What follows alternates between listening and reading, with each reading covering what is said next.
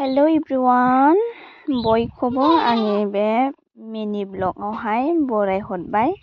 ओमफ्राय दिनैहाय सानडेखायनो बेलासियावहाय time pass बेरायनो होननानै जोङो रेजर्टआवहाय फैदों।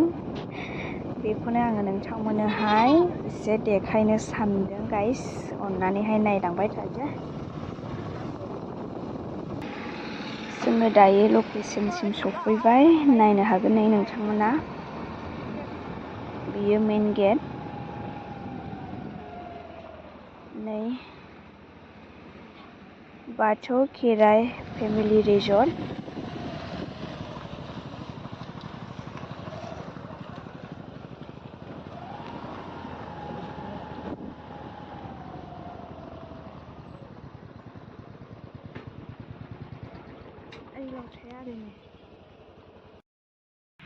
नै गाइसमोन, जोङो दायो सफैबाय बाथौ खेराइ रिजर्टआवहाय। नै ओमफ्राय जों दख'नासो गाननानै फैदों गामियारिफोर।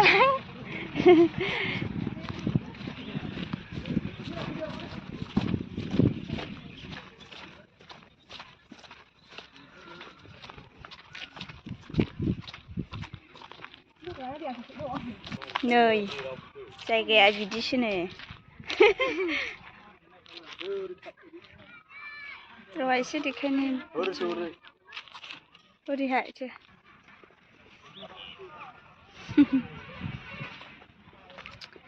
फट'नि थाखायसो नायो, रिल्स बानाय साब जायो। भिडिअ खालामनोसो फैखादोंबा आं।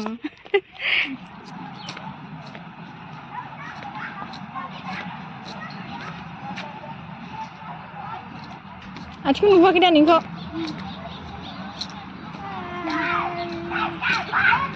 नै लोगोफोर, जों बेरायफैदों बाथौ रिजर्ट। बाथौ रिजर्टआव नङा। एसे खालामला आंखौ दे।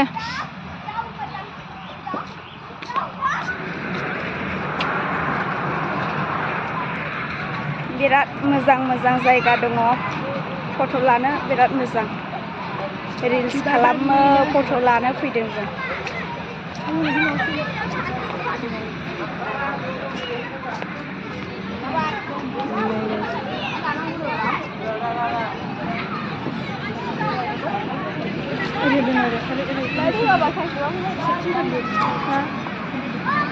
नै गथ'फोरा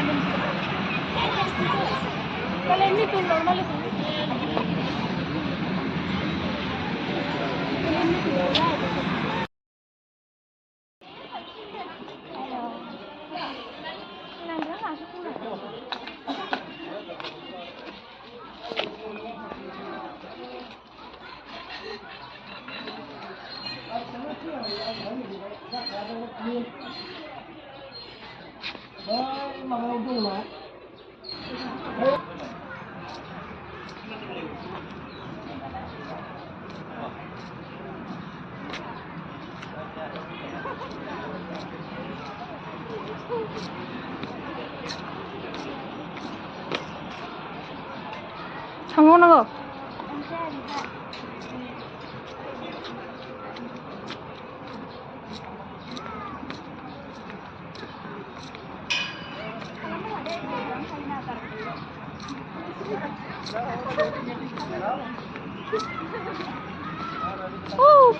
Ayo biar kamu sana.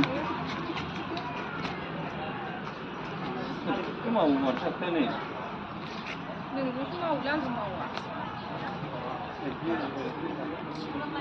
Mau